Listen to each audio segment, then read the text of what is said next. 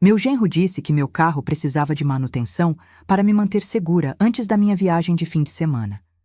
No dia seguinte, quando fui buscá-lo, minha carteira caiu e me abaixei para pegar. Foi aí que encontrei um rastreador escondido debaixo do veículo. Em vez de confrontá-lo, tirei o aparelho em silêncio e o coloquei em um caminhão que seguia para o México. No dia seguinte, recebi uma ligação estranha. Eu tenho 68 anos e achei que já tinha visto de tudo nessa vida. Que depois de enterrar um marido, criar uma filha sozinha por anos e sobreviver às tempestades que a vida joga na gente, nada mais poderia me surpreender. Mas eu estava errada. Tudo começou numa quinta-feira normal de março. Eu estava organizando minha viagem de fim de semana para Campos do Jordão com minhas amigas do clube. Fazia meses que planejávamos essa escapada. Iríamos ficar num chalé, tomar vinho, jogar buraco, rir das desgraças da vida como só mulheres da nossa idade sabem fazer. Na quarta-feira à noite, meu genro Rodrigo apareceu aqui em casa sem avisar.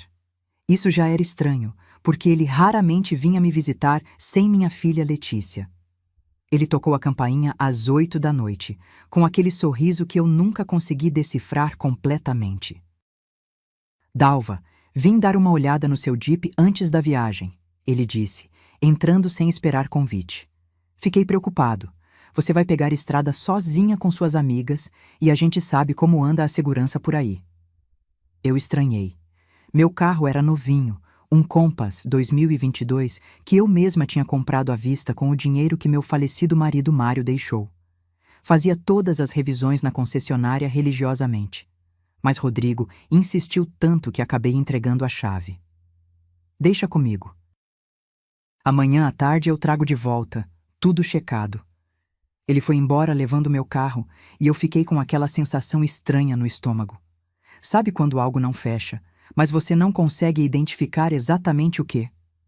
Na quinta-feira à tarde, ele voltou com o Jeep. Estacionou na frente de casa, entrou e me entregou a chave. Tudo certo, sogra. Troquei o óleo, conferi os pneus, olhei os freios. Pode viajar tranquila. Eu agradeci, meio sem jeito. Rodrigo tinha esse jeito de fazer as coisas parecerem um favor imenso, como se eu devesse gratidão eterna por cada gesto. Ele saiu e eu fui até a garagem verificar. Foi quando minha carteira escorregou do bolso da calça e caiu no chão. Eu me abaixei para pegar, e ali, bem debaixo do carro, quase invisível na sombra, vi algo que não deveria estar lá.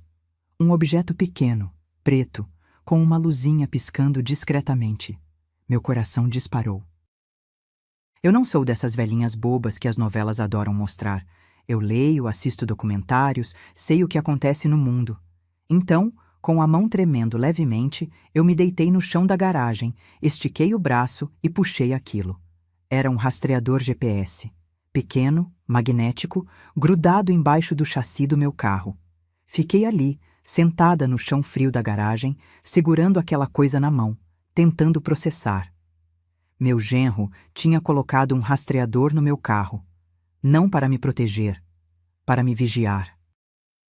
A raiva veio primeiro, depois a humilhação, e por último, uma frieza que eu nem sabia que existia dentro de mim. Eu poderia ter ligado para ele, poderia ter confrontado, poderia ter chamado minha filha e feito um escândalo. Mas eu não fiz nada disso, porque naquele momento eu entendi que havia algo muito maior acontecendo, e se eu quisesse descobrir a verdade, precisaria ser mais esperta que eles. Levantei do chão, limpei a poeira da calça e guardei o rastreador no bolso. Entrei em casa, liguei o computador e comecei a pesquisar. Em meia hora, eu sabia exatamente como aquele aparelho funcionava. Ele enviava a localização em tempo real para um aplicativo no celular. Rodrigo estava me rastreando, então eu tive uma ideia. Uma ideia que na época me pareceu genial, mas que eu não fazia ideia de onde ia me levar. Naquela mesma noite, fui até o posto de gasolina da rodovia Presidente Dutra, um dos 3 que meu falecido marido tinha e que eu vendi anos atrás, mas que ainda conheço como a palma da minha mão. Sentei num banquinho de madeira do lado de fora, tomando um café requentado, observando os caminhões pararem para abastecer. Quando vi um caminhão com placa do Paraná, carregado de grãos, parar para abastecer, eu me aproximei. O motorista era um senhor grisalho, com cara de quem tinha estrada na veia. Com licença, o senhor vai para onde? Perguntei. Fronteira. Vou até o México fazer entrega. Ele respondeu, desconfiado. Perfeito. Enquanto ele entrava para pagar, eu me aproximei do caminhão, me abaixei e coloquei o rastreador grudado embaixo da carroceria, bem escondido. Meu coração batia forte, mas minhas mãos estavam firmes. Voltei para casa, tomei um banho e dormi. Pela primeira vez em meses, dormi profundamente. Na sexta-feira de manhã, meu celular tocou às 7h15. Era Rodrigo. Eu olhei para a tela piscando e senti um frio na espinha. Atendi com a voz calma, serena. Alô? Dalva, graças a Deus você atendeu. A voz dele estava alterada, quase desesperada. Você está bem? Onde você está? Estou em casa, Rodrigo. Por quê? Em casa? Tem certeza? Claro que tenho certeza. Estou tomando café na minha cozinha. O que está acontecendo? Silêncio do outro lado.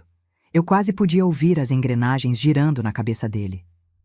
É que eu instalei um aplicativo de segurança no seu carro, sabe? Para te proteger. E ele está mostrando que você está no México. Eu deixei o silêncio pairar por alguns segundos. Depois, forcei uma risada confusa. México?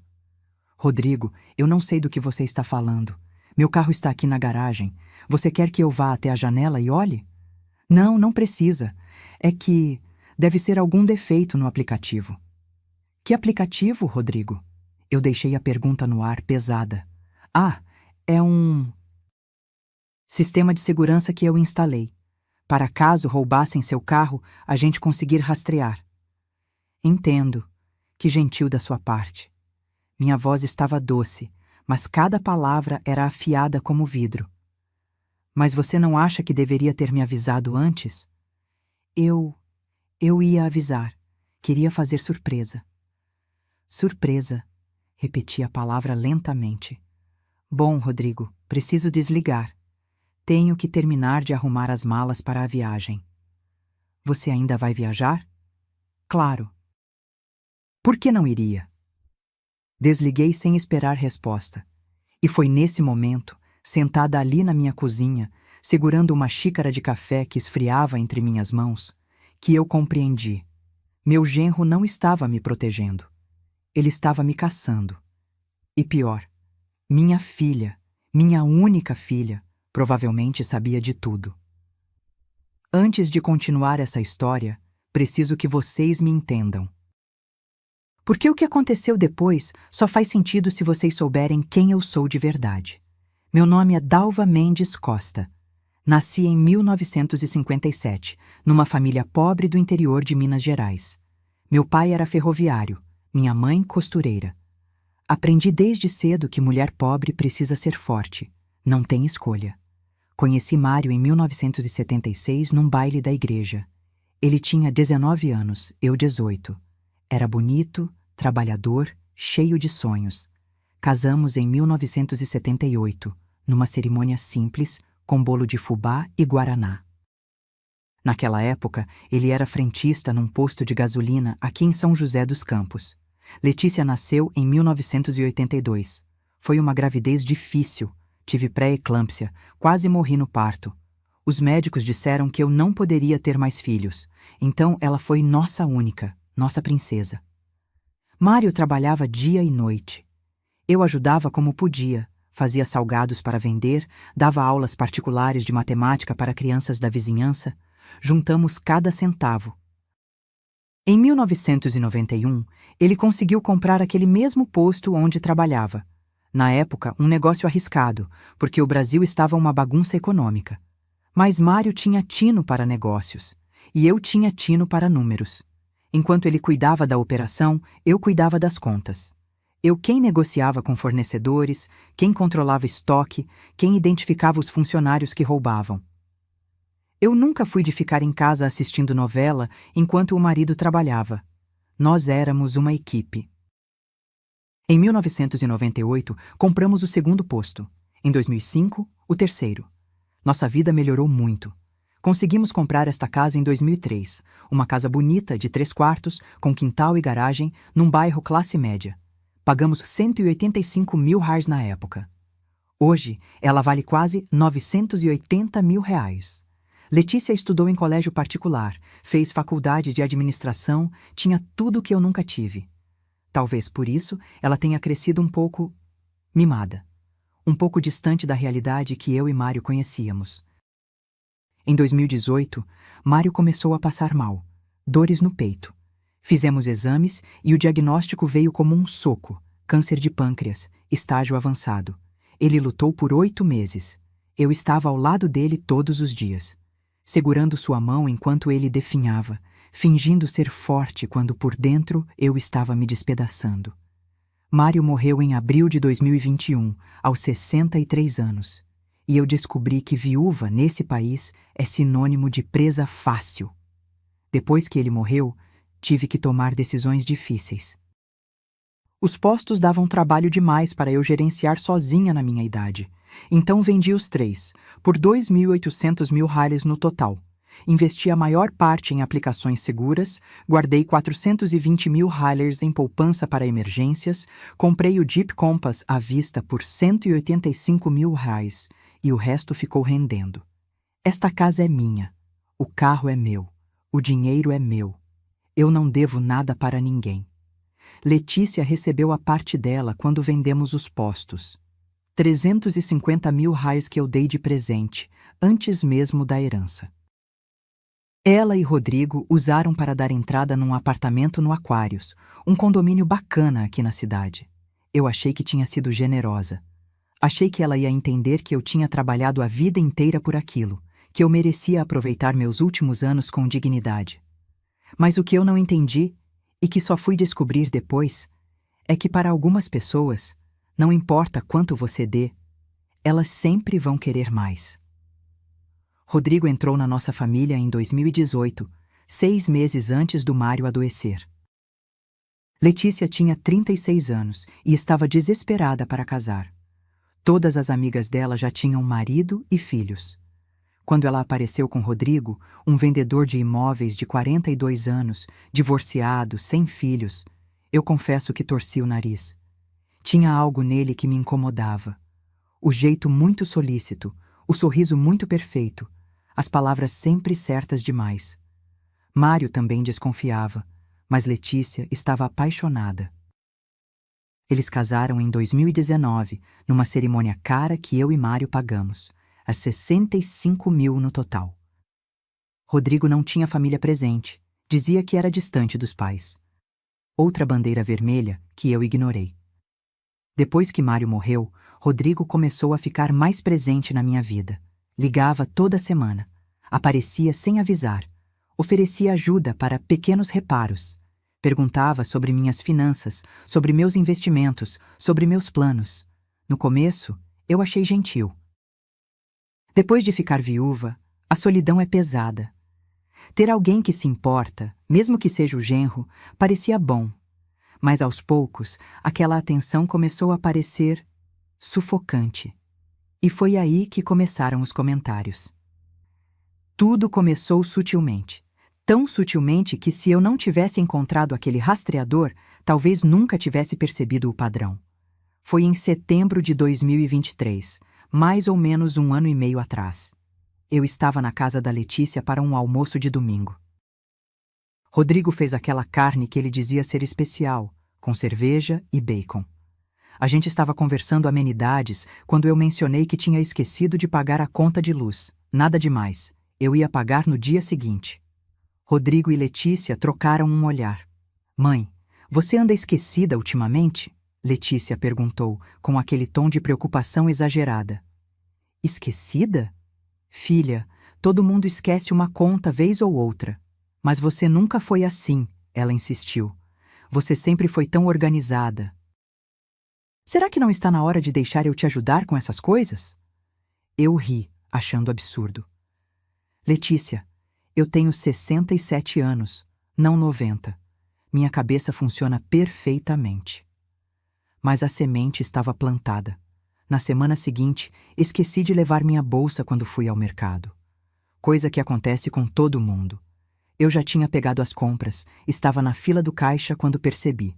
Voltei para casa, peguei a bolsa, voltei ao mercado. Quando contei para Letícia, ela novamente fez aquela cara. Mãe, isso está me preocupando. A senhora está dirigindo nesse estado? Que estado, Letícia? Eu esqueci a bolsa, não esqueci como se dirige. Mas ela insistia. E Rodrigo sempre concordava com ela, acrescentando suas próprias preocupações. Dalva, a gente só quer seu bem. Com a idade chegando, é normal o cérebro ficar mais lento. Não tem vergonha nisso. Idade chegando. Como se eu fosse gagá. Os comentários se tornaram mais frequentes.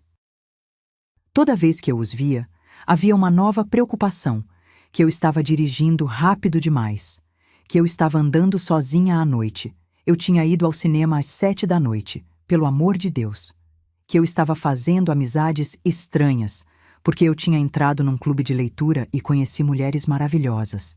Que eu estava gastando dinheiro, sem necessidade. Eu tinha comprado uma TV nova para minha sala. Cada visita deles se tornou um interrogatório disfarçado de preocupação. Mãe, a senhora lembra onde guardou os documentos da casa? Mãe, a senhora está tomando os remédios direitinho?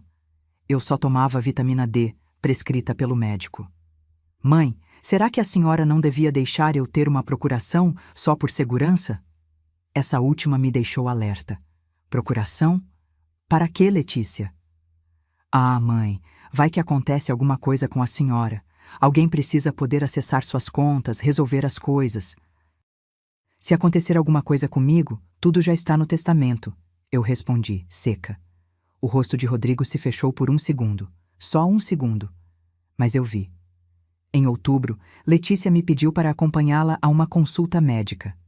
Quando chegamos lá, era uma geriatra que ela tinha marcado, sem me avisar. Mãe, é só uma avaliação de rotina para mulheres da nossa idade. Da nossa idade? Você tem 42 anos, Letícia. Mas eu entrei.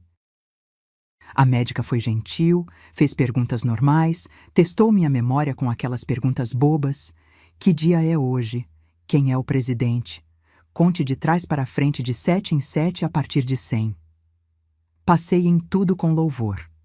A médica sorriu para mim e disse: A senhora está perfeitamente bem, dona Dalva.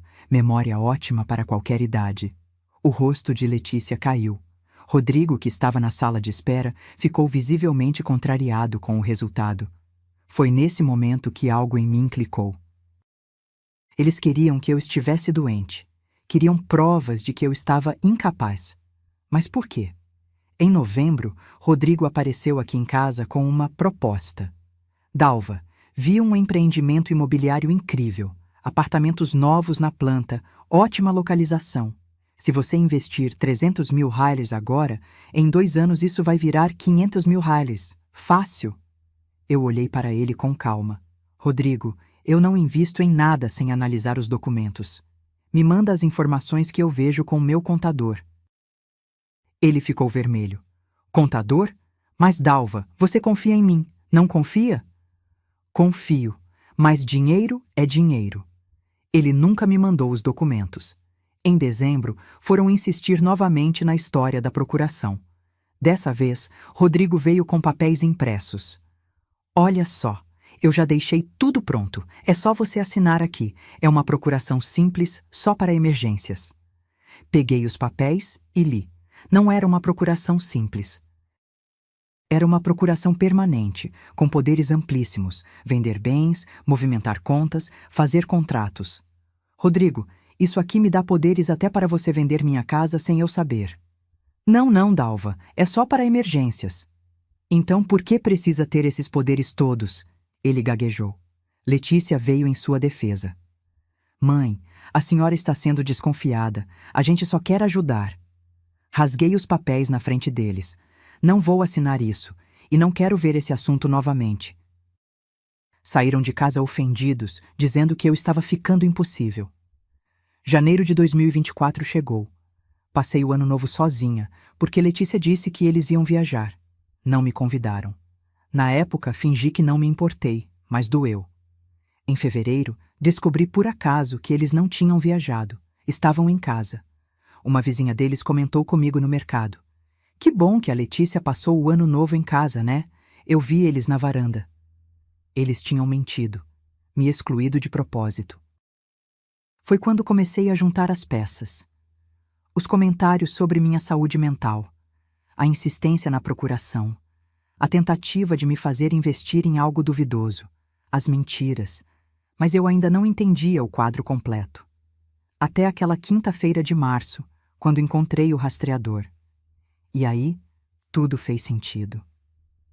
Depois daquela ligação estranha do Rodrigo na sexta-feira de manhã, eu sabia que precisava agir rápido, mas com inteligência. Não podia deixar eles perceberem que eu tinha descoberto o jogo. Então, fingi normalidade. Arrumei minhas malas, liguei para minhas amigas confirmando a viagem e, na sexta à tarde, saí de casa com o Jeep. Mas não fui para Campos do Jordão. Fui para o estacionamento de um shopping, deixei o carro lá e peguei um Uber de volta para casa. Se Rodrigo estava me rastreando pelo celular também, e eu suspeitava que sim, ele veria que eu estava no shopping, comprando coisas para a viagem, teoricamente. Cheguei em casa, tranquei todas as portas, fechei todas as cortinas e comecei a pensar. Por que alguém colocaria um rastreador no carro da sogra? A resposta mais óbvia, para vigiar onde ela vai. Mas por quê? O que eles estavam procurando?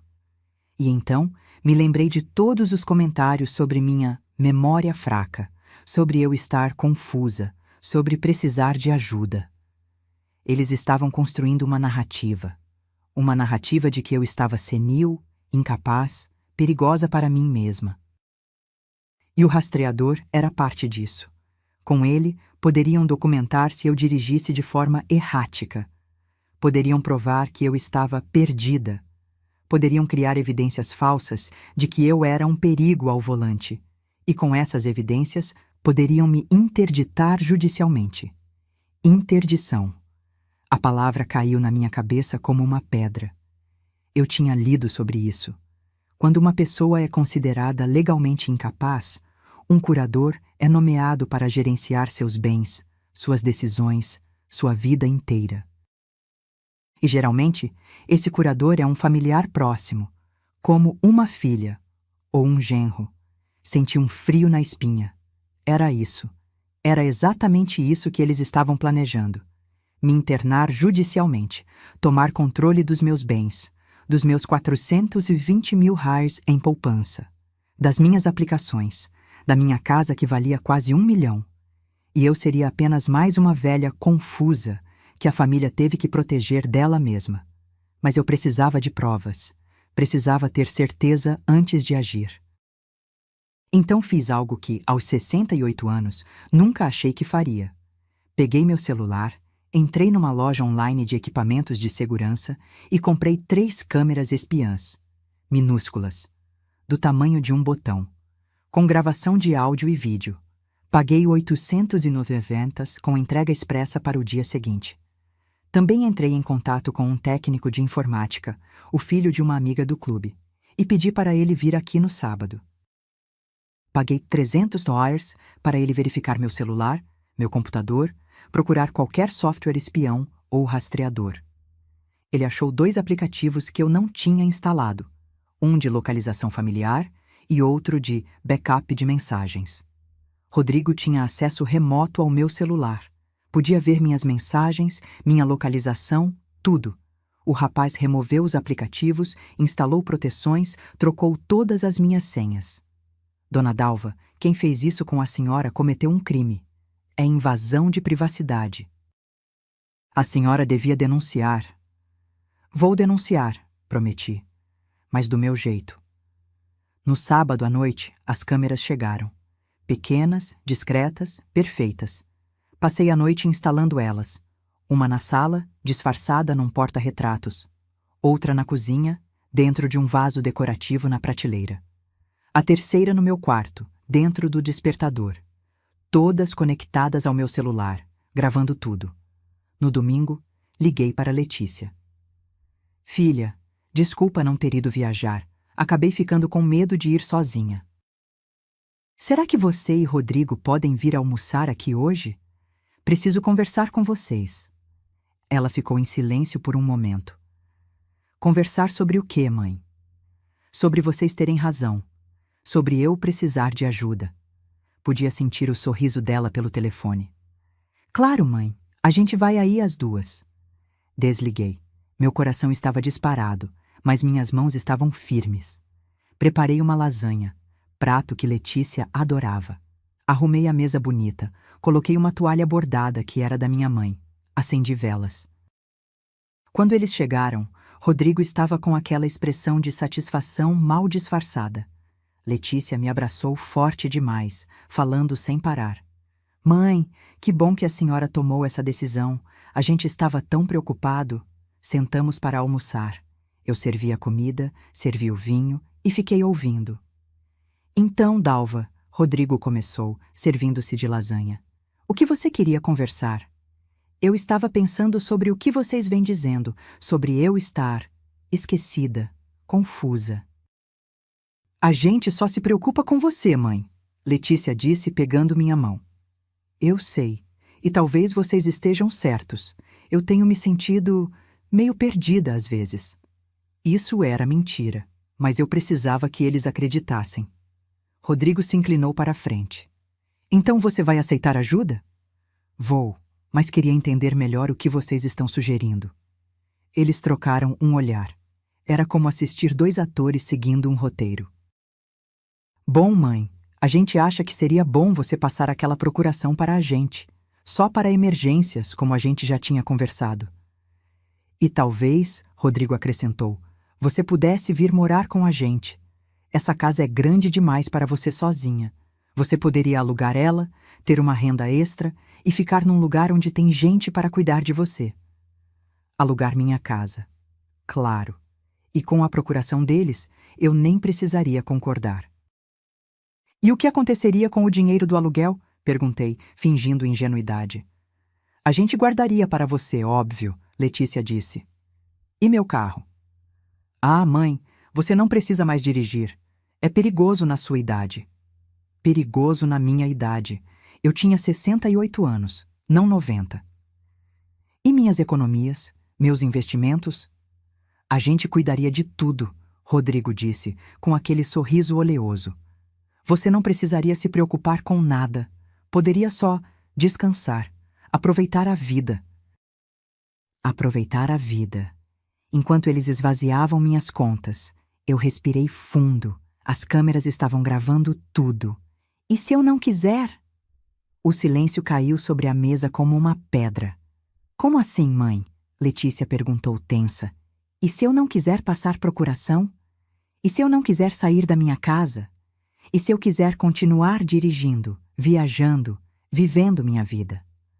Rodrigo deixou o garfo cair no prato. O barulho ecoou na sala.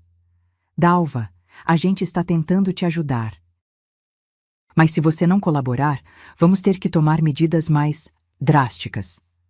Que medidas? Ele me olhou com frieza. Existem formas legais de proteger pessoas que não conseguem mais tomar decisões por conta própria. Interdição. Ele não disse a palavra, mas estava ali, suspensa no ar. Você está me ameaçando, Rodrigo. Estou te protegendo. Você está claramente doente, Dalva. Esquecida, confusa, dirigindo de forma perigosa. A gente tem documentado tudo isso. Documentado. Que tipo de documentação? Perguntei, mantendo a voz calma. Letícia interferiu. Mãe, a gente só quer seu bem. Por favor, não torna isso mais difícil. Eu me levantei da mesa. Acho melhor vocês irem embora. Rodrigo também se levantou. Você vai se arrepender disso, Dalva. Não estamos brincando. Nem eu. Eles saíram batendo a porta. Eu sentei no sofá, tremendo. Não de medo, de raiva. Aquela noite assisti às gravações 3 vezes. Cada palavra, cada expressão, cada ameaça velada. E foi quando decidi. Eles queriam guerra? Então teriam guerra. Mas eu lutaria com as minhas armas, e eles nem saberiam o que os atingiu até ser tarde demais. Tem momentos na vida que mudam a gente para sempre. Momentos que dividem sua história em antes e depois. Para mim, aquela noite de domingo foi um desses momentos. Depois que Rodrigo e Letícia saíram, fiquei sentada no sofá da minha sala, na mesma sala onde Letícia deu seus primeiros passos, onde fizemos tantas festas de aniversário, onde Mário e eu assistíamos televisão abraçados depois do jantar. E chorei. Chorei de uma forma que não chorava desde o funeral do Mário. Aquele choro que vem lá de dentro, que rasga a alma, que faz seu corpo inteiro tremer. Porque não era sobre dinheiro. Nunca foi. Era sobre a minha filha, a menina que eu carreguei na barriga por 9 meses difíceis, que eu quase morri para trazer ao mundo, que eu amamentei, que eu acordei de madrugada quando tinha febre, que eu ensinara a ler, a andar de bicicleta, a ser forte. Aquela filha estava tentando me roubar. Pior, estava tentando me declarar louca para fazer isso. Eu peguei meu celular e abri a galeria de fotos. Tinha centenas de fotos de Letícia, do primeiro dia de aula com aquela mochila enorme nas costas. Da formatura do ensino médio, linda naquele vestido azul claro. Do casamento dela, quando eu segurei suas mãos e disse: "Seja feliz, minha filha. Como a gente tinha chegado até aqui? Onde foi que eu errei? Será que eu dei muito? Será que dei de menos? Será que por ter dado tudo fácil para ela, Letícia nunca aprendeu o valor das coisas? Ou será que eu tinha sido cega o tempo todo e ela sempre foi assim?" Essas perguntas me torturaram a noite inteira. Lembrei de pequenos sinais ao longo dos anos. Quando ela tinha 15 anos e mentiu para a gente sobre onde estava, disse que ia dormir na casa de uma amiga, mas na verdade tinha ido a uma festa. Mário quis castigá-la, mas eu defendi. Foi só uma vez, ela é adolescente. Quando ela tinha 23 anos e pegou 2.000 Highlanders da carteira do Mário sem pedir. Ela chorou, disse que era urgente, que ia devolver. Nunca devolveu. Quando ela tinha 30 anos e pediu 15.000 Highlanders emprestado para investir em um negócio. O negócio faliu em 3 meses. O dinheiro nunca voltou. Eu sempre passei pano, sempre justifiquei. É minha filha. É tudo que eu tenho. Mas a verdade dura e fria que eu estava sendo forçada a encarar naquela noite, era que Letícia tinha aprendido que podia fazer o que quisesse comigo, que eu sempre perdoaria, sempre aceitaria, sempre daria mais. E Rodrigo tinha visto isso. Tinha visto uma mulher fraca que não sabia dizer não para a filha. Tinha visto uma oportunidade. Por volta das 3 da manhã, fui até o quarto de hóspedes, o quarto que foi de Letícia quando ela morava aqui. Eu nunca mexi em nada depois que ela saiu. A cama estava coberta com a mesma colcha de retalhos que minha mãe fez. Na parede, ainda tinha os pôsteres que ela colou na adolescência. Abri o armário. Lá estava a caixa de sapatos onde eu guardava as lembranças dela. Desenhos da escola, fotos, cartinhas do Dia das Mães. Peguei uma das cartinhas. Era do 2º ano do ensino fundamental. Com aquela letra infantil, torta, ela tinha escrito: "Querida mamãe, você é a melhor mãe do mundo. Quando eu crescer, quero ser igual a você. Te amo mais que tudo. Sua filha, Letícia." Segurei aquele papel amarelado entre minhas mãos e pensei: onde está aquela menina? Onde foi que ela se perdeu? Ou ela nunca existiu? Era só uma criança dizendo o que sabia que os adultos queriam ouvir? Sentei no chão do quarto, rodeada por fantasmas do passado, e foi quando percebi algo que me partiu ainda mais. Letícia sabia exatamente o que estava fazendo. Ela não era ingênua. Não estava sendo manipulada por Rodrigo. Ela era cúmplice ativa de tudo isso.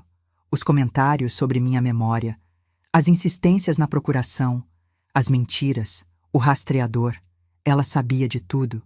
Talvez até tivesse sido ideia dela, porque ela me conhecia, conhecia meus pontos fracos, sabia exatamente como me manipular, sabia que eu faria qualquer coisa para não perder o amor dela, e ela estava usando isso contra mim.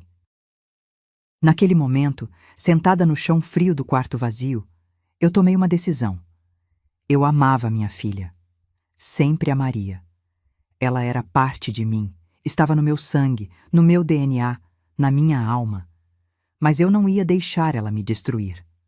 Porque se eu deixasse, ela não estaria apenas me roubando, estaria roubando minha dignidade, minha sanidade, minha liberdade. Tudo pelo que eu tinha lutado a vida inteira. E pior, estaria pisoteando a memória do Mário, tudo que a gente construiu juntos. Cada sacrifício que a gente fez, cada noite que a gente passou acordado, trabalhando, planejando, sonhando com um futuro melhor. Não pelo nosso conforto, mas por ela. Sempre por ela. E ela estava disposta a jogar tudo isso fora. Por dinheiro. Levantei do chão, guardei a caixinha de volta no armário e fechei a porta do quarto. Voltei para a minha sala, liguei o notebook e comecei a fazer pesquisas. Pesquisei sobre interdição judicial, sobre curatela, sobre como se defender legalmente desse tipo de ação. Li casos reais, histórias de pessoas idosas que foram declaradas incapazes por familiares gananciosos, que perderam suas casas, suas economias, sua liberdade. Algumas nunca recuperaram. Morreram em casas de repouso, dopadas, esquecidas, enquanto os familiares gastavam o dinheiro delas. Eu não seria uma dessas histórias. Amanheceu segunda-feira. Não dormi nada, mas estava estranhamente lúcida. Tomei banho, me vesti bem, calça social preta, blusa branca, um colar de pérolas que Mário tinha me dado. Passei batom, arrumei o cabelo. Olhei para o espelho e vi a mulher que eu precisava ser. Forte, determinada, implacável. Às 9 da manhã, entrei no consultório do Dr. Heitor Albuquerque. Dr. Heitor tinha sido advogado e contador do Mário por 15 anos. Tinha ajudado a gente com a compra dos postos, com questões tributárias, com o testamento quando Mário adoeceu. Era um homem de 72 anos, sério, meticuloso, incorruptível. Quando entrei no escritório dele, ele levantou da cadeira, surpreso. Dalva, que surpresa boa! Senta, por favor. Café? Água? Café, por favor. Bem forte. Ele serviu 2 xícaras de um bule de alumínio que ficava sempre quente na mesinha lateral. O café estava amargo, perfeito. E então, o que te traz aqui? Respirei fundo. Heitor, eu preciso de ajuda. E preciso de sigilo absoluto. Ele se inclinou para a frente, sério. Você sabe que tudo que é conversado aqui fica entre essas paredes. Então contei tudo. O rastreador. Os comentários sobre minha saúde mental. A procuração que tentaram me fazer assinar. A ameaça velada de interdição. As gravações que eu tinha feito. Fui metodicamente mostrando cada evidência. Os prints dos aplicativos espiões que estavam no meu celular.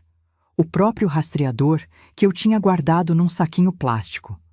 Os vídeos da câmera escondida, onde Rodrigo deixava claro suas intenções. Heitor assistiu tudo em silêncio. Quando terminei, ele tirou os óculos, limpou as lentes lentamente e suspirou. Dalva, isso é tentativa de fraude e extorsão. Você sabe disso, né? Sei. E você sabe que eles podem, de fato, entrar com um pedido de interdição? Mesmo sem base, eles podem tentar. Vai dar trabalho para você se defender. Vai custar dinheiro, tempo, energia. Eu sei, por isso estou aqui. Ele colocou os óculos de volta. O que você quer fazer? Quero me proteger, quero blindar meu patrimônio e quero ter certeza de que, se eles tentarem me interditar, eu tenho todas as armas para me defender. Heitor sorriu. Não era um sorriso alegre, era um sorriso de respeito. Você é igualzinha ao Mário. Ele ficaria orgulhoso. Passamos as próximas 3 horas traçando um plano. Primeiro, avaliação médica completa. Heitor me indicou uma clínica neurológica renomada em São Paulo. Eu faria todos os exames possíveis: ressonância, testes neuropsicológicos, avaliação geriátrica completa. Pagaria do meu bolso sem passar pelo plano de saúde. Resultados diretos e documentados. Se eles entrarem com interdição, você já tem laudos médicos recentes provando sua plena capacidade. antecipa a defesa deles, explicou Heitor. Segundo, blindagem patrimonial. Heitor me orientou a fazer um novo testamento mais detalhado, deixando tudo especificado. Também me sugeriu criar uma cláusula de inalienabilidade, uma proteção legal que impediria que os bens fossem vendidos caso eu fosse interditada. Vou redigir o testamento com uma cláusula especial. Se qualquer herdeiro tentar te interditar de forma fraudulenta, ele perde automaticamente o direito à herança. Tudo vai para uma instituição de caridade que você escolher.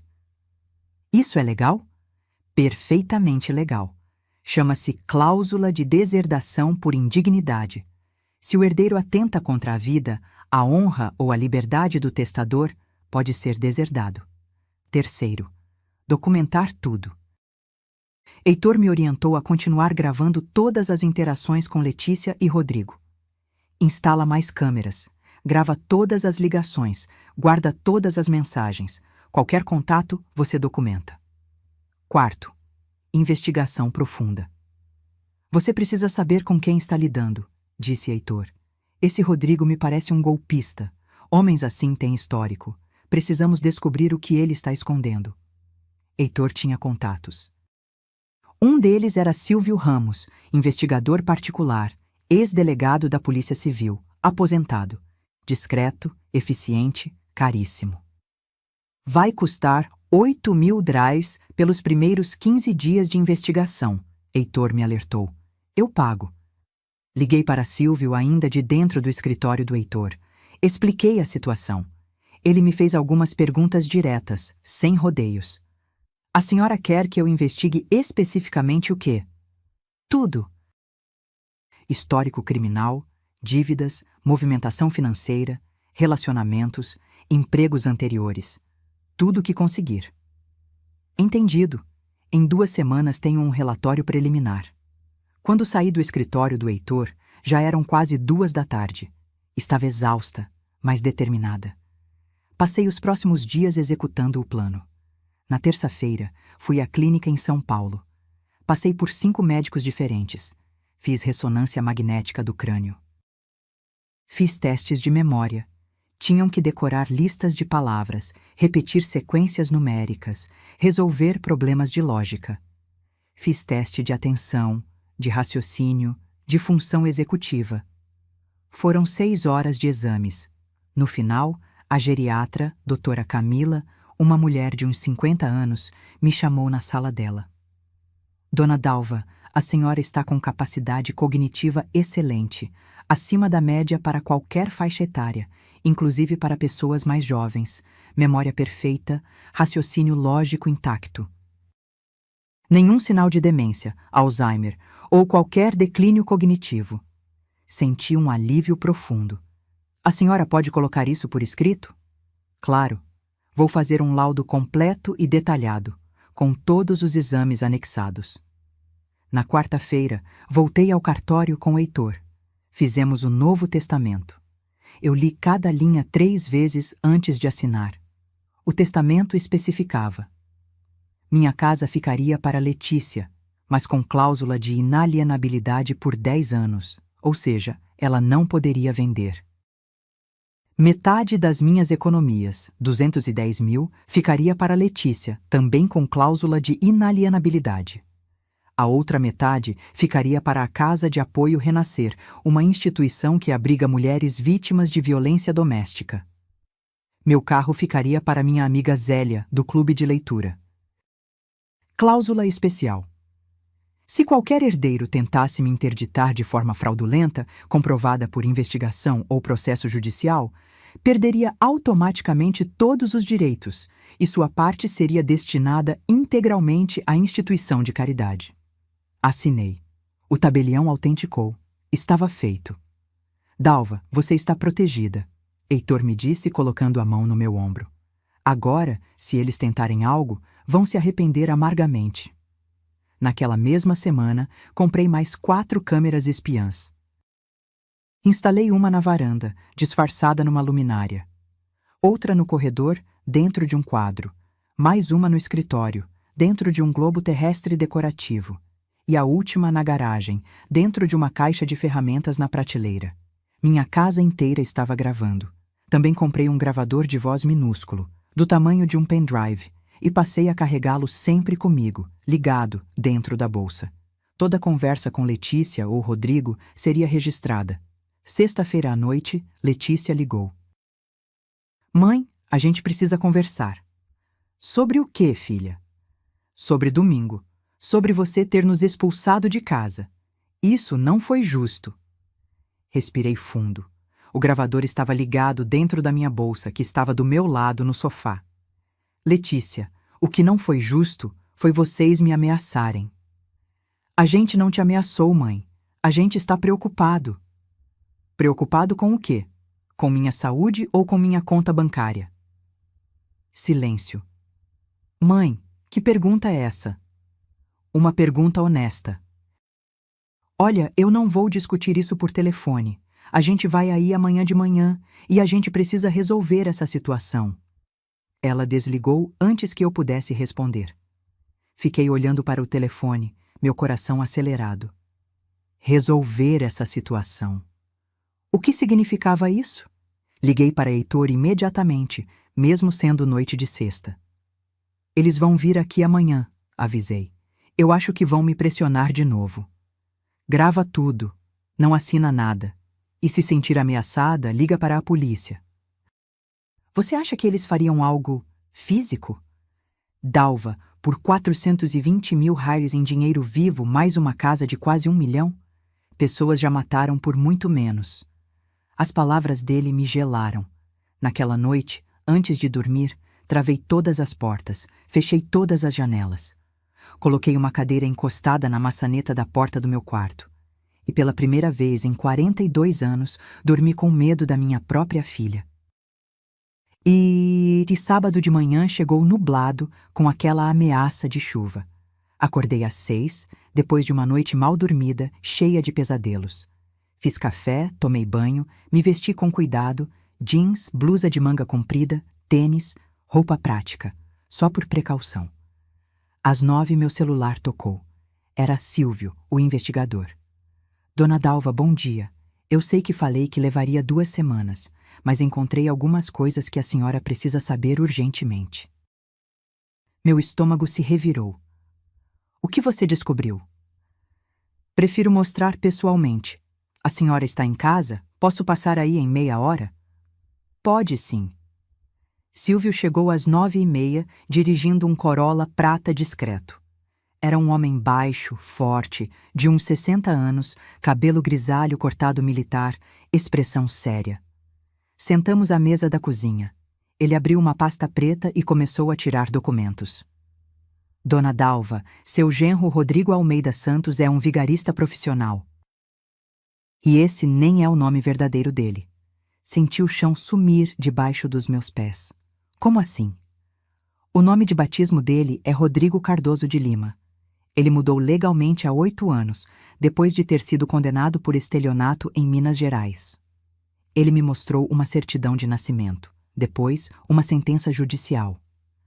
Em 2015, ele aplicou um golpe em uma senhora de 73 anos em Belo Horizonte.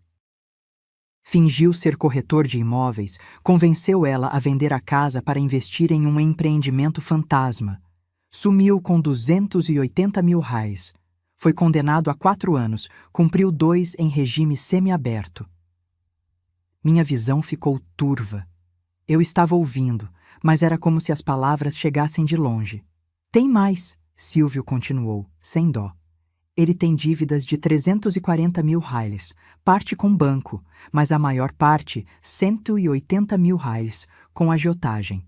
Ele está sendo cobrado pesadamente. Já recebeu ameaças.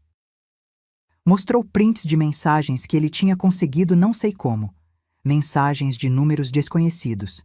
Você tem até dia 15 para pagar, ou a coisa fica feia. Sua mulher sabe que você deve? Vai saber. Mas como ele conseguiu todas essas dívidas?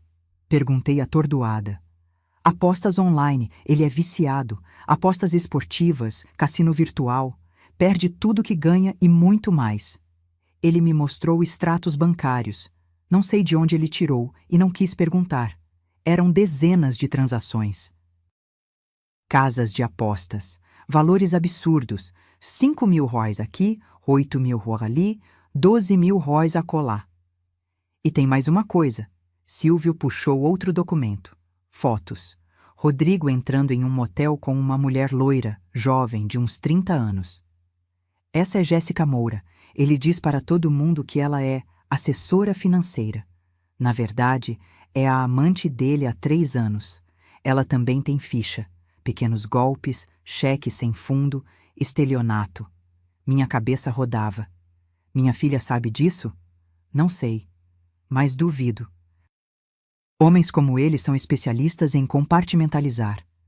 A mulher nunca sabe da amante. A amante não sabe da esposa. E nenhuma das duas sabe das dívidas. Olhei para todas aquelas evidências espalhadas na minha mesa de cozinha. Documentos, fotos, extratos. A vida secreta e podre do meu genro. Por que ele casou com minha filha? Perguntei em voz baixa. Silvio me olhou com algo parecido com pena. Dona Dalva, homens como Rodrigo nunca fazem nada por amor. Ele pesquisou sua família antes. Sabia que a senhora era viúva. Sabia que tinha patrimônio. Sua filha foi o veículo de acesso. Isso é textbook, manual do golpista. Senti náusea. Eu preciso contar para ela. Conta. Mas se prepare, porque a primeira reação dela provavelmente será não acreditar. Vai defender ele. É o que sempre acontece. Eu sabia que Silvio estava certo, mas ainda assim... Tem mais uma coisa, ele disse, e a seriedade na voz dele me assustou mais ainda. Rodrigo tem pesquisado sobre interdição judicial. Histórico de navegação que consegui acessar mostra pesquisas sobre como interditar pessoa idosa, processo de curatela, quanto tempo leva interdição. Ele está planejando isso há meses. Tudo fazia sentido. O rastreador, os comentários, a pressão. Era tudo planejado, meticuloso. E tem uma conversa dele com a Jéssica pelo WhatsApp que consegui recuperar. Silvio me mostrou o celular dele, com prints de uma conversa. Rodrigo. A velha está sendo teimosa. Não quer passar a procuração. Jéssica. Força ela. Diz que é para o bem dela. Rodrigo. Já tentei. Vou ter que ir pelo caminho difícil. Interditação. Jéssica. Quanto tempo isso leva? Rodrigo. 6 meses, talvez. Mas vale a pena. Só a casa dela vale 1 milhão, fora o resto. Jéssica. E a Letícia? Rodrigo. Letícia faz o que eu mando. Ela é boba. Acredita em tudo que eu falo. Eu li aquela última linha 3 vezes. Letícia faz o que eu mando.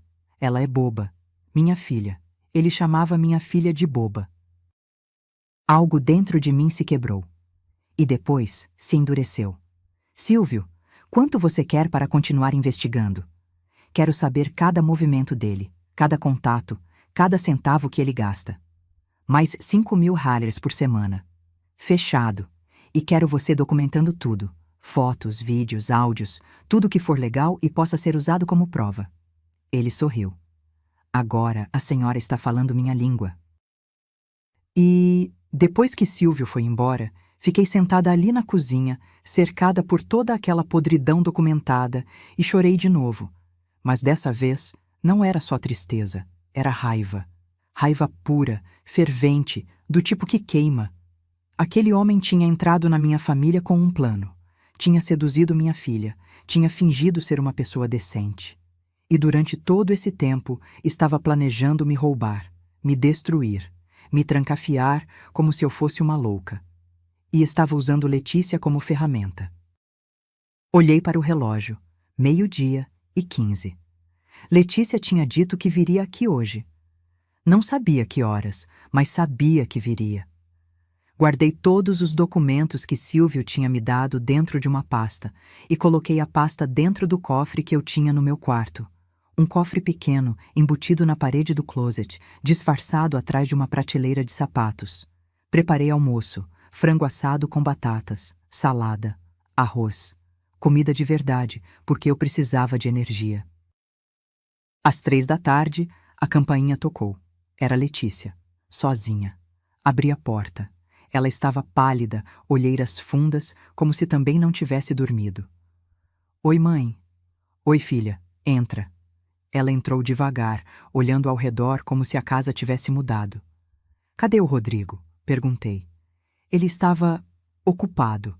Vim sozinha porque acho que a gente precisa conversar. Só nós duas, mãe e filha. Sentamos na sala. Eu não ofereci café, não ofereci nada. Só esperei. Letícia respirou fundo. Mãe, eu sei que as coisas ficaram tensas, mas eu preciso que a senhora entenda. A gente está realmente preocupado. A senhora anda estranha, esquecida. A gente tem medo que aconteça alguma coisa. Letícia, eu passei por uma bateria completa de exames médicos essa semana.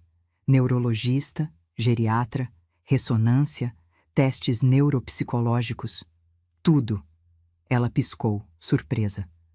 Por que a senhora fez isso? Para ter certeza de que estou bem. E estou. Tenho todos os laudos. Quer ver? Fui até o meu quarto, peguei a pasta com os laudos médicos, voltei e estendi para ela. Letícia leu em silêncio. Vi seu rosto mudar conforme lia. Surpresa. Confusão. E então, algo que parecia desapontamento. Então a senhora está bem, ela disse devagar. Perfeitamente bem. Por que isso te parece ruim? Não é ruim, mãe. É ótimo. Mas a voz dela não tinha convicção.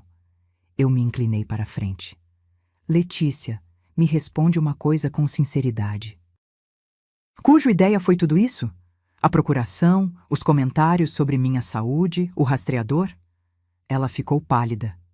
Que rastreador?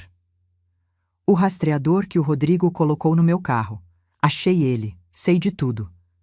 Eu não sei do que a senhora está falando. Não mente para mim, Letícia. Minha voz estava firme, fria. Não depois de tudo. Ela começou a chorar. Mãe, a gente só queria te proteger. O Rodrigo disse que a senhora estava em perigo, que precisávamos ficar de olho, que precisavam me interditar para controlar meu dinheiro. Ela abriu a boca, fechou, abriu de novo. Não é assim. Então é como? Rodrigo disse que a gente ia te ajudar, que com a procuração a gente podia gerenciar melhor suas coisas, investir seu dinheiro, fazer ele render mais. Ele disse que era para o seu bem. E você acreditou? Eu confio no meu marido. Peguei minha bolsa, abri, tirei meu celular.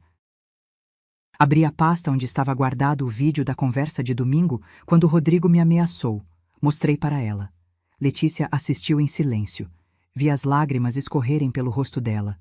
Mãe, espera, tem mais. Peguei os prints das conversas dele com Jéssica, as fotos dele entrando no motel, o histórico de dívidas, a condenação por estelionato. Coloquei tudo no colo dela. Esse é o homem em quem você confia. Letícia olhou para tudo aquilo como se estivesse vendo um alienígena. Pegou uma foto, depois outra. Leu as conversas. Leu a sentença judicial. Isso não pode ser verdade, ela sussurrou. É verdade. Tudo, investiguei. Mas ele me ama. A gente é casado há 6 anos. Letícia, ele te chamou de boba. Nessas conversas com a amante dele, disse que você faz tudo o que ele manda. Vi algo quebrar nos olhos dela. Foi como ver uma criança descobrir que Papai Noel não existe. Ela ficou ali, segurando aqueles papéis, chorando silenciosamente. E por um momento, só por um momento, senti pena dela. Mas então ela falou. Mesmo assim, mãe, a senhora não pode viver sozinha. A senhora precisa de ajuda. E a pena evaporou. Letícia, eu tenho 68 anos, não 98. Sou completamente capaz. E vou viver do jeito que eu quiser. Mas, mãe... Acabou, Letícia. Não vou discutir isso mais. Ela levantou, ainda segurando os papéis, o rosto manchado de lágrimas. A senhora está cometendo um erro. A gente é sua família. Família não faz o que vocês fizeram comigo. Ela saiu sem dizer mais nada. Eu tranquei a porta atrás dela e encostei a testa no vidro frio, tremendo. Tinha acabado de mostrar para minha filha que o marido dela era um vigarista, traidor, endividado. Tinha dado a ela todas as ferramentas para se salvar, e mesmo assim ela tinha escolhido defendê-lo. Era a confirmação que eu não queria ter, mas agora, pelo menos, eu sabia a verdade, e podia me preparar para o que viria a seguir. Mas os próximos 10 dias foram os mais tensos da minha vida. Letícia não ligou, não mandou mensagem, silêncio total. Rodrigo também não deu sinal de vida. Esse silêncio me deixava mais nervosa do que qualquer ameaça direta, porque silêncio significa que eles estão planejando algo. Silvio continuou investigando e me mandando relatórios diários. Rodrigo tinha se encontrado 2 vezes com a amante no motel. Tinha sacado 15 reais. 000 de uma conta conjunta que ele tinha com Letícia. Dinheiro que ela provavelmente nem sabia que estava sendo mexido. Tinha se encontrado com um advogado. Silvio até descobriu o nome, Dr. Maurício Leitão, advogado com histórico duvidoso, já processado pelo OAB por conduta antiética. Dona Dalva, eles vão entrar com o pedido de interdição. Silvio me avisou numa ligação. É questão de dias. Heitor confirmou. Fique preparada. Quando o processo abrir, você vai ser notificada. Vai precisar de advogado para se defender. Já estou preparando tudo. Eu não esperaria ser notificada, ia agir primeiro. Na quinta-feira à noite, 2 semanas depois da última conversa com Letícia, mandei uma mensagem para ela. Filha, podemos conversar? Estou com saudades. Que tal jantar aqui em casa no sábado? Só nós 2. Prometo não brigar. Ela demorou 3 horas para responder. Só nós 2 ou o Rodrigo pode ir? Pode vir os 2, mas eu gostaria de ter vocês aqui. Preciso conversar sobre algumas coisas importantes. Ok, que horas? 8 da noite. A gente vai. Desliguei o celular e respirei fundo. O plano estava em movimento. Sábado de manhã, acordei cedo e comecei os preparativos. Fiz compras. Comprei os ingredientes para o prato favorito de Letícia desde criança, escondidinho de carne seca com mandioca. Comprei também vinho tinto caro, um Malbec argentino de 180 reais a garrafa, e de sobremesa, brigadeiro gourmet. Passei a tarde cozinhando. Era terapêutico. Descascar a mandioca, desfilar a carne, temperar com cuidado. Enquanto cozinhava, organizava mentalmente o que ia dizer. Às 6 da tarde, tudo estava pronto. A mesa posta com a toalha de linho branco, os melhores pratos de porcelana, taças de cristal, velas acesas, a casa cheirando a comida caseira. Me arrumei com cuidado. Vesti um vestido azul marinho, simples, mas elegante. Coloquei o colar de pérolas. Passei perfume. Olhei no espelho e vi uma mulher forte, determinada. Às 8 em ponto, a campainha tocou. Eram eles. Letícia estava pálida, magra demais, com olheiras. Rodrigo, ao contrário, estava impecável. Terno azul, gravata, cabelo gel, sorriso branco. Dalva, que bom te ver. Ele me abraçou apertado demais. Eu me enrijecei, mas deixei. Entrem, por favor. Eles entraram. Rodrigo olhou ao redor, avaliando. Eu sabia o que ele estava pensando. Quanto vale tudo isso? Que cheiro maravilhoso, mãe, Letícia disse, forçando um sorriso. Fiz escondidinho. Lembra que você adorava quando era criança? Ela assentiu, os olhos brilhando de lágrimas contidas. Sentamos à mesa. Servi a comida, o vinho. Comemos em silêncio constrangedor por alguns minutos. Então, Rodrigo quebrou o silêncio. Dalva, foi bom você ter chamado a gente. A gente precisa resolver essa tensão toda. Somos família. É verdade, concordei, tomando um gole de vinho. Família é importante, por isso chamei vocês aqui. Preciso esclarecer algumas coisas.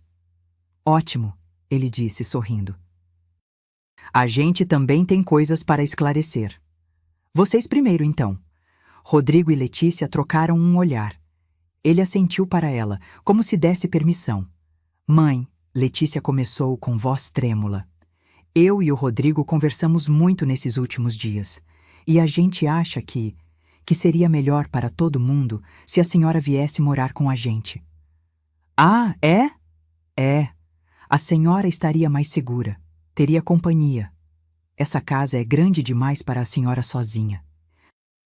A gente pode alugar ela, ou até vender, e a senhora fica num lugar confortável, sem preocupações. E meu carro? Ah, mãe, a senhora não precisa dirigir mais. É perigoso na sua idade. Na minha idade, repeti, deixando o veneno nas palavras. Letícia, eu dirijo há 50 anos sem um único acidente. Mas agora é diferente, Rodrigo interveio. Os reflexos ficam mais lentos, a visão piora. É natural. E minhas economias? Meus investimentos? A gente cuidaria de tudo, ele disse, e eu vi o brilho nos olhos dele. Ganância pura. A senhora não precisaria se preocupar com nada. Poderia só descansar. Coloquei o garfo sobre o prato calmamente. E se eu não quiser? Silêncio pesado. Mãe, a senhora não tem escolha, Letícia disse, e havia algo de duro na voz dela agora. A gente está preocupado. A gente tem documentação de que a senhora não está bem. Se for preciso, a gente vai ter que tomar medidas legais. Lá estava, a ameaça clara. Ergui uma sobrancelha. Medidas legais. Você quer dizer interdição?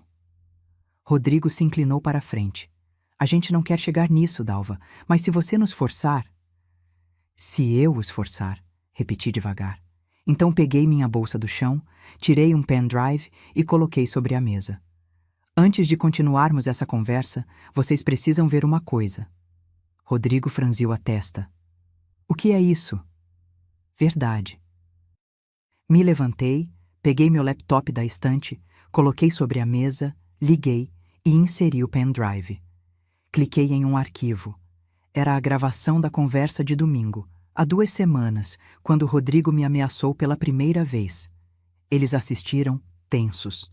Rodrigo ficava cada vez mais vermelho. Isso é ilegal, ele disse quando o vídeo terminou. Você não pode me gravar sem autorização. Na minha própria casa? Posso sim, é completamente legal. Cliquei em outro arquivo. As conversas dele com Jéssica, impressas em slides. Letícia leu, empalidecendo a cada linha. Rodrigo, ela sussurrou. É mentira, ele gritou. Alguém hackeou minha conta. É mesmo?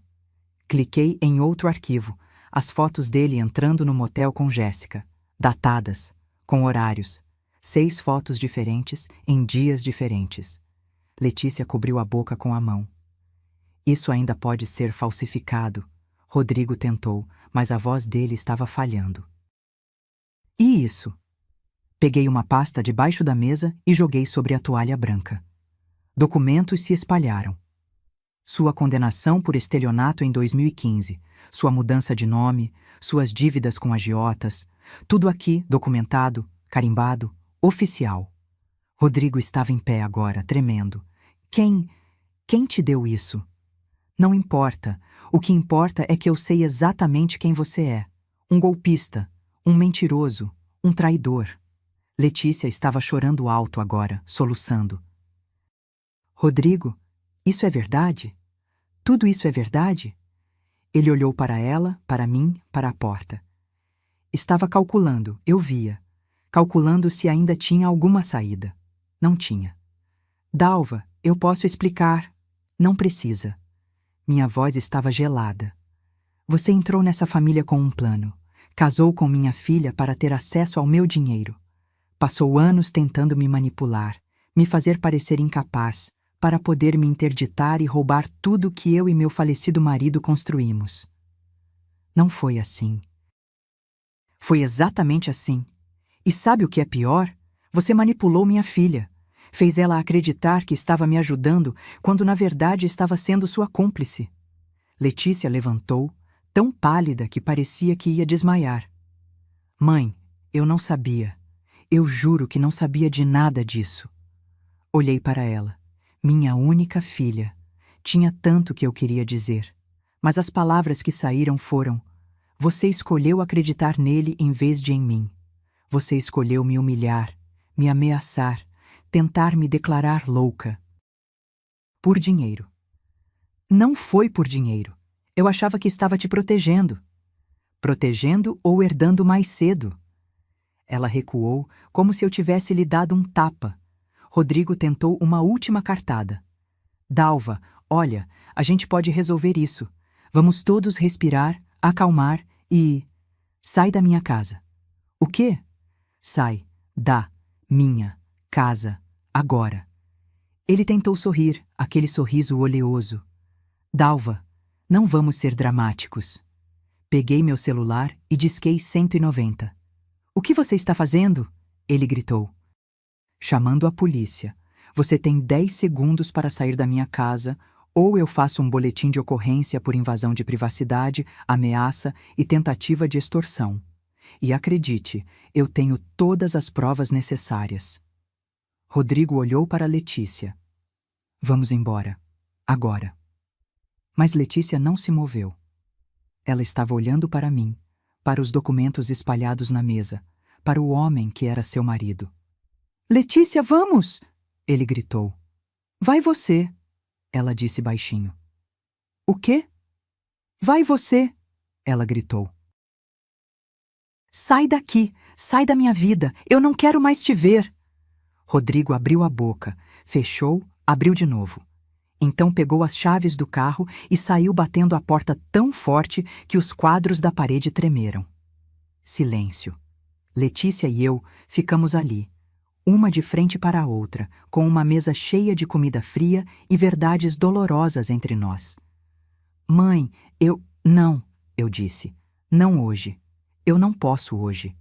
Ela assentiu, pegou a bolsa e foi em direção à porta. Mas antes de sair, virou e disse: Eu sinto muito. Por tudo. E saiu. Fiquei ali, sozinha na sala de jantar, cercada pelos destroços do que tinha sido um jantar de família, e pela primeira vez em semanas senti algo parecido com paz.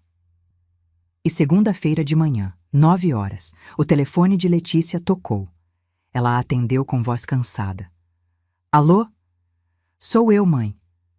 Silêncio. Podemos nos encontrar? Perguntei.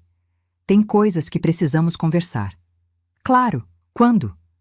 Hoje à tarde, 3 horas, no escritório do doutor. Heitor Albuquerque. Você sabe onde é?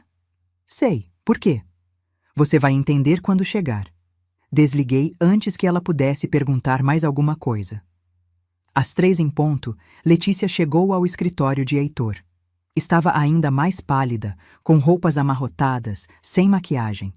Era óbvio que não tinha dormido. Heitor estava sentado atrás da mesa dele, eu ao lado. Letícia entrou devagar, olhando de mim para ele. Senta, filha. Indiquei a cadeira vazia. Ela sentou. Heitor limpou a garganta. Letícia, obrigado por vir. Sua mãe me pediu para estar presente nesta conversa para que tudo ficasse claro e documentado. Documentado? Ela repetiu nervosa. Heitor abriu uma pasta. Sua mãe me contratou há 2 semanas para proteger seus interesses legais. Durante esse período, investigamos as ações suas e do seu marido Rodrigo. As conclusões são graves. Ele começou a listar metodicamente. Primeiro, instalação não autorizada de rastreador GPS em veículo de terceiro. Crime previsto no artigo 154-A do Código Penal. Segundo, instalação não autorizada de software espião em celular, mesma tipificação. Terceiro, ameaça de interdição fraudulenta, com intenção de obter vantagem econômica indevida. Configura tentativa de estelionato e coação. Quarto, tentativa de obter procuração mediante manipulação psicológica, passível de anulação e responsabilização civil e criminal. Letícia estava cada vez mais branca. Somando tudo, Heitor concluiu, temos base para processar tanto você quanto Rodrigo criminalmente. Sua mãe teria grandes chances de sucesso. Mas... Letícia olhou para mim, os olhos cheios de lágrimas. Mãe, você vai me processar? Respirei fundo. Não sei ainda, depende de você. Do que você quer? Eu quero a verdade, toda ela. Desde quando você sabia dos planos do Rodrigo? Foi ideia dele ou sua também? Você sabia das dívidas dele? Sabia da amante? Letícia desabou a chorar. Não era choro manipulativo. Era desespero real, vergonha profunda. Eu não sabia da amante, ela começou, a voz entrecortada por soluços. Juro por Deus que não sabia, e não sabia das dívidas todas. Eu sabia que a gente estava com dificuldades financeiras, mas ele disse que era temporário, que ia melhorar. E sobre a interdição? Ela cobriu o rosto com as mãos. Foi ideia dele, mas eu concordei. Ele disse que você estava ficando senil, que era questão de tempo até você se machucar ou alguém te aplicar um golpe. Disse que a gente precisava te proteger de você mesma. E você acreditou? Eu queria acreditar. Você estava tão distante depois que o papai morreu, tão fechada, e o Rodrigo era tão convincente. Ele sempre é. Letícia, você realmente achou que eu estava doente ou era conveniente acreditar nisso? A pergunta ficou suspensa no ar. Ela abaixou a cabeça. Eu não sei mais, sussurrou. Eu acho que uma parte de mim sabia que não estava certo, mas eu ignorei, porque você queria o dinheiro? Não! Ela gritou, levantando a cabeça. Não pelo dinheiro. Pelo menos não era sobre isso para mim. Era sobre controle. Sobre ter certeza de que você não ia deixar tudo para alguma instituição de caridade, ou para outra pessoa, ou gastar tudo em viagens e esquecer de mim. Eu tinha medo, mãe. Medo de ser esquecida. A honestidade crua daquilo me atingiu como um soco. Esquecida? Repeti. Letícia, você é minha única filha. Como você poderia achar que eu te esqueceria? Porque depois que o papai morreu, você não precisava mais de mim. Você tem suas amigas, seus clubes, sua vida. E eu percebi que eu não sou importante na sua vida. Sou só a filha, a herdeira. Nada além disso. Foi como olhar num espelho distorcido. Será que era assim que ela via nossa relação? Letícia, eu me afastei porque estava de luto, porque estava tentando reconstruir minha vida, não porque eu não te amo. Mas você nunca diz isso, você nunca demonstra. Você é tão forte, tão independente, tão distante. Heitor nos observava em silêncio, deixando o momento acontecer. Eu não sabia que você se sentia assim, admiti. Achei que você tinha sua vida, seu marido. Não achei que ainda precisasse tanto de mim. Eu sempre vou precisar da minha mãe, ela disse, e pela primeira vez em anos vi a menina que ela foi. Vulnerável, com medo, precisando de afeto, mas isso não apagava o que ela tinha feito.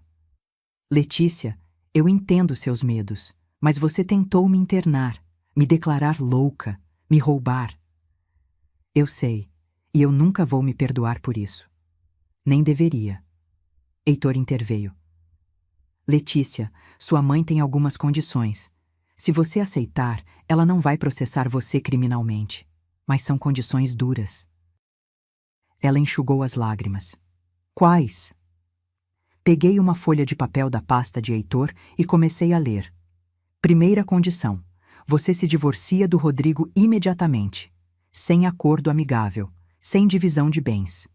Você entra com divórcio litigioso, alegando abandono de lar e infidelidade, com todas as provas que eu tenho. Ela assentiu. Vou fazer. Segunda condição. Você faz terapia. Não é pedido, é exigência. Você precisa trabalhar suas questões, seus medos, sua relação com o dinheiro e comigo. Ok. Terceira condição. Você assina um termo de renúncia antecipada de herança. Se eu morrer, a casa fica para você com usufruto. Você pode morar, mas não vender por 10 anos. O dinheiro vai metade para você, metade para a caridade. Mas você não tem acesso imediato. Fica em trust até você completar 50 anos. Ela piscou, processando. Você está me tirando da herança? Estou te ensinando que dinheiro se conquista, não se herda. Se em 8 anos você provar que mudou, que está estável, que aprendeu o valor das coisas, você recebe. Caso contrário, vai tudo para a caridade. Vi a luta acontecendo dentro dela. Orgulho versus necessidade. Raiva versus culpa. Finalmente ela perguntou: e se eu não aceitar? Aí eu processo você e Rodrigo criminalmente. Vocês dois vão responder por tentativa de estelionato. Com as provas que eu tenho, vocês serão condenados. Você pode pegar até 4 anos de prisão. Heitor confirmou. E com condenação criminal, você perde qualquer direito, a herança de qualquer forma, por indignidade. Letícia ficou em silêncio por longos minutos. Podia ver os pensamentos passando pelo rosto dela. Finalmente ela disse: eu aceito. Todas as condições. Tem certeza? Tenho. Porque você está certa. Eu preciso aprender a viver por conta própria. A parar de depender de homem, de herança, de expectativas. Eu tenho 42 anos e nunca realmente cresci. Era a coisa mais madura que eu tinha ouvido dela em anos. Tem mais uma coisa, acrescentei. Durante os próximos 6 meses, nós não vamos ter contato. Você vai focar em se recuperar, se divorciar, fazer terapia. Eu vou focar em curar minhas feridas. Depois de 6 meses, se ambas quisermos, podemos tentar reconstruir nossa relação. Mas vai ser uma relação nova, com limites claros. Ela começou a chorar de novo, mas assentiu. Eu entendo. Heitor empurrou os documentos para ela assinar. Termo de divórcio, termo de renúncia condicionada de herança, termo de compromisso com tratamento psicológico. Ela assinou cada um com mãos trêmulas.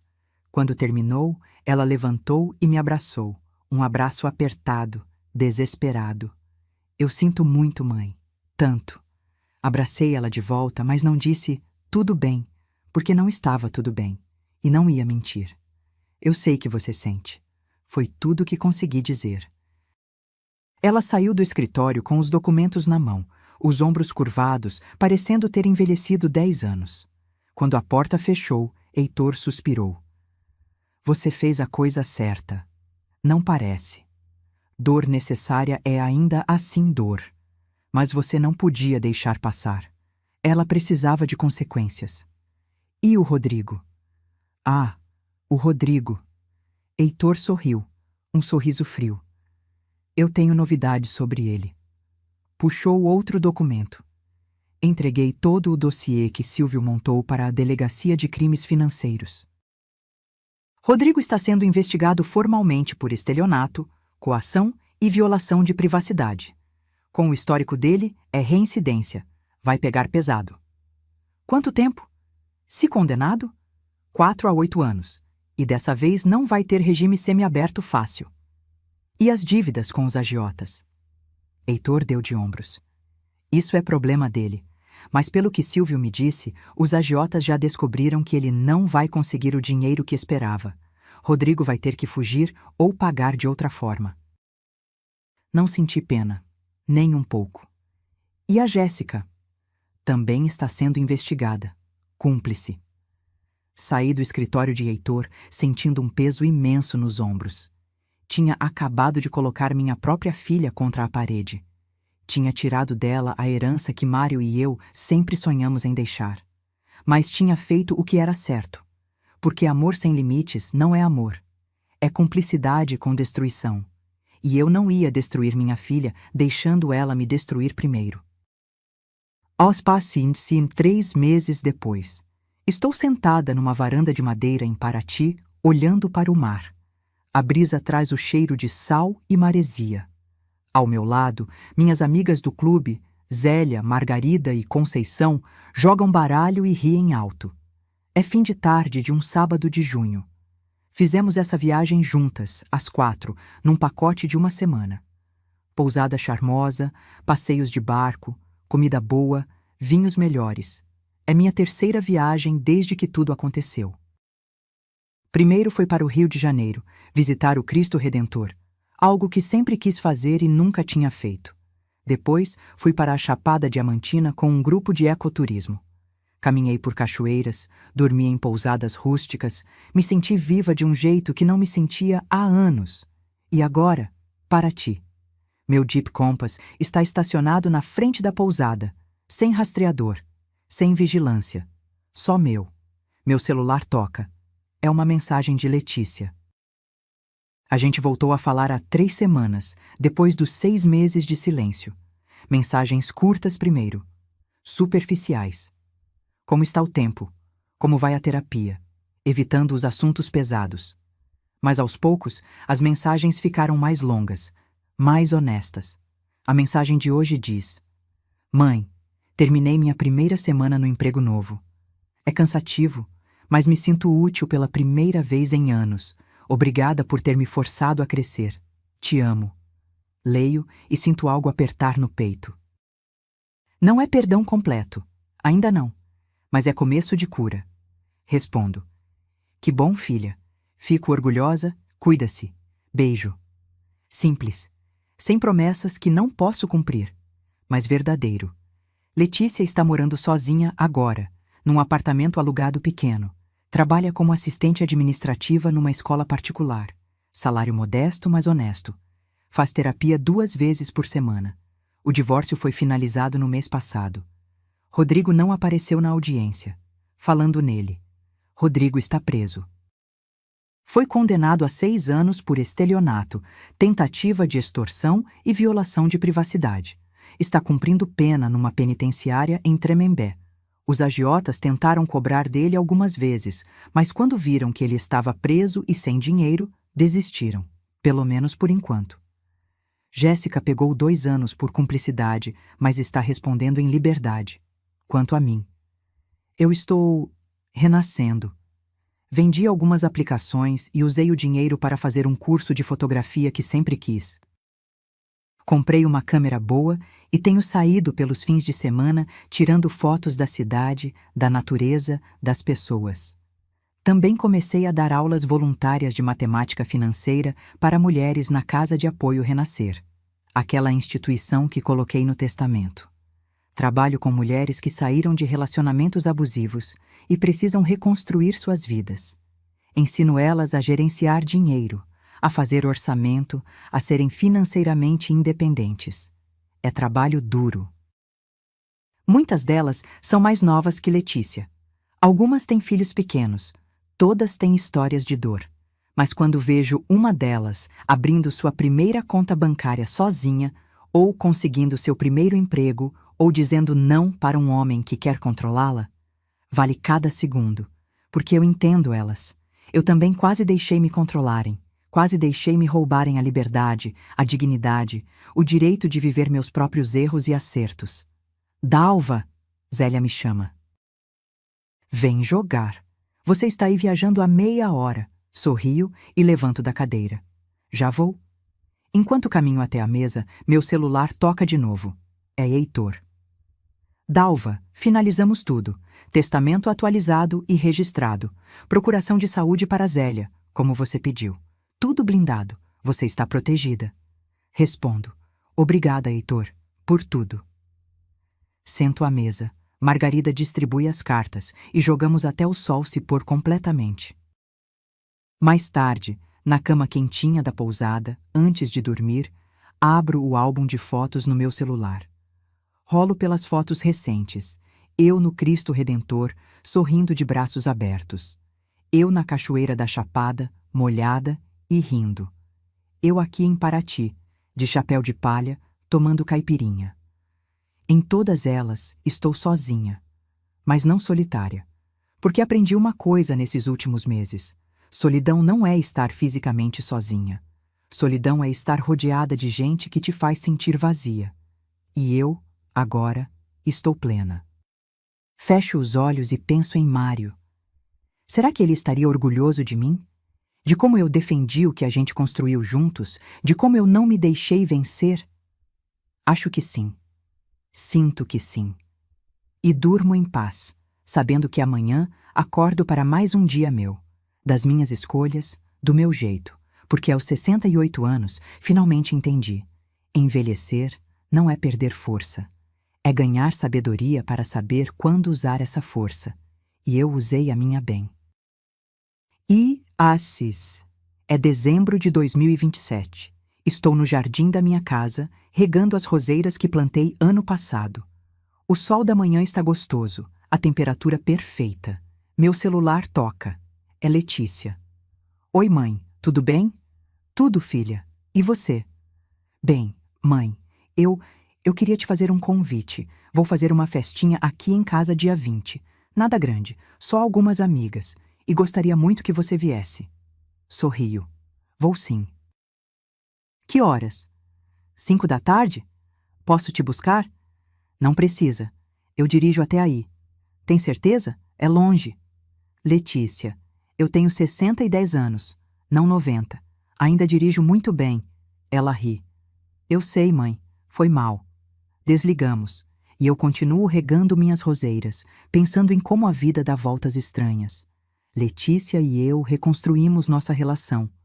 Não está perfeita, talvez nunca esteja, mas está honesta. Ela aprendeu a me respeitar. Eu aprendi a ser menos distante.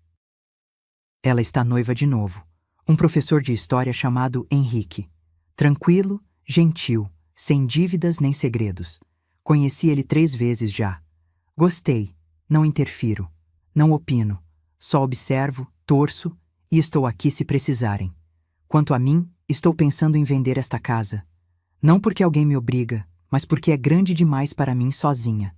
Estou de olho num apartamento menor, moderno, com varanda grande, mais prático, mais adequado para o estilo de vida que escolhi. O dinheiro desta casa vai parte para uma viagem que sempre sonhei. Europa, 3 meses, sozinha, conhecendo museus, cidades, culturas. E parte vai ficar investido para minha aposentadoria, porque ainda quero viver muitos anos, com dignidade e independência. Meu Jeep Compass? Troquei por um modelo 2027, vermelho, porque mereci. E o rastreador que coloquei naquele caminhão rumo ao México? Nunca mais ouvi falar dele. Mas imagino o Rodrigo, lá na cela dele, lembrando de como tentou me rastrear e acabou rastreando um caminhão perdido na estrada. Justiça poética. Termino de regar as plantas, entro em casa e ligo meu notebook. Tenho uma aula de matemática financeira daqui a 1 hora na Casa Renascer. Abro meus materiais, preparo os slides e sorrio para mim mesma, porque essa é minha vida agora. E eu a escolhi, cada pedaço dela. Ninguém escolheu por mim, ninguém me controlou, ninguém me diminuiu. Eu sou Dalva Mendes Costa, tenho 70 anos. Sou viúva, mãe, professora voluntária, viajante, fotógrafa amadora. E sou, acima de tudo, livre. E essa liberdade? Essa ninguém nunca mais vai me tirar. Envelhecer não te torna vulnerável, te torna sábia. E quando alguém tenta te fazer sentir incapaz, lembre-se, você tem mais experiência, mais recursos e mais força do que eles imaginam. Use essa força, defenda-se, porque dignidade não tem idade e respeito não se negocia, se impõe. Fim.